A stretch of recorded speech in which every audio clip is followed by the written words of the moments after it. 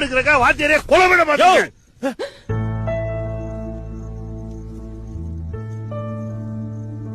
கொலைகாரன்ற நான் கொலை பண்ணத பாத்தியா நீ?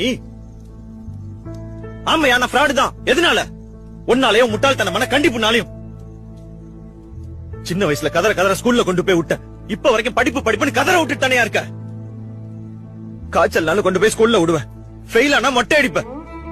நீ சூடு வச்சிருந்தா கூட ஆறி இருக்குயா. ஆனா மேக்ஸ் மொட்டை சயின்ஸ் மொட்டைன்னு ஊர்ல எல்லாரும் கிண்டல் பண்ணது அந்த வழி இன்னும் ஆறாமதாயா இருக்கு. சைக்கிள்ல கீழே விழுந்தா ஓடி வந்து முதல்ல சைக்கிளை தூக்குவேன்.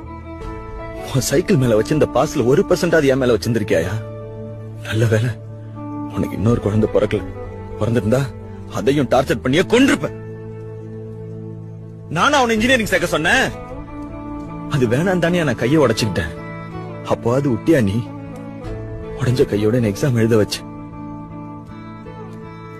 ஆனா ஒரு வார்த்தை வழி எப்படி இருக்குன்னு கேட்டியாயா? வீட்டுல உன் டார்ச்சர்ல இருந்து தப்பிக்கிறதுக்கு தான் என் ஹாஸ்டலுக்கே போய் சேர்ந்தேன். அங்க சோறு வாயில வைக்க முடியாது. என்னைக்காவது ஒரு நாள் திருப்தி அம்மா கையில சாப்பிடலான்னு வந்தா அப்பவும் எக்ஸாம் எப்போ மார்க் என்னன்னு மட்டும் தான் கேட்பேன். சாப்பிடான்னு ஒரு வார்த்தை கேட்டிருக்கியா?